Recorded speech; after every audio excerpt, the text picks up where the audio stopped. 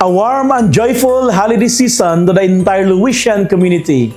As we celebrate Christmas and await the New Year 2026, we are invited once more to pause, reflect, and give thanks for the grace that has carried us through 2025. This year has brought growth, learning, and renewed hope to our community, and we continue to move forward with a shared sense of purpose. Christmas reminds us of light that brings comfort, guidance, and renewal.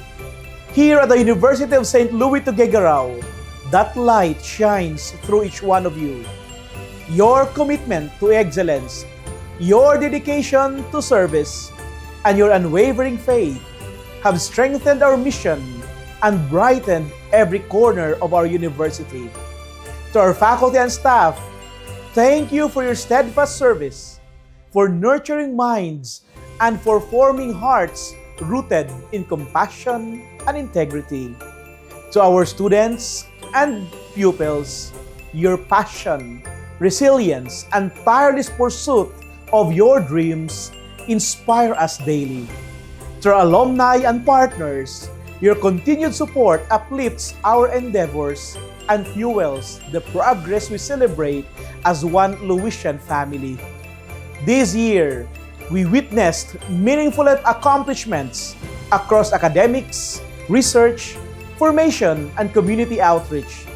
Each one a testament to what we can achieve when we move together with unity and purpose.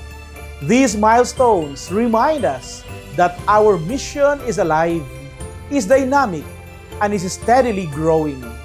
As we honor the birth of Christ, may we carry forward a spirit of gratitude and solidarity.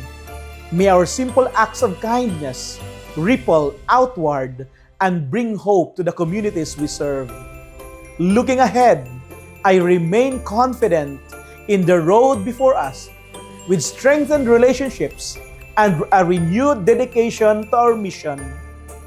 2026 holds great promise for our university and for every Louisian entrusted to our care. On behalf of the University of St. Louis Tuguegarao, I wish you and your families a Merry Christmas and a blessed New Year 2026.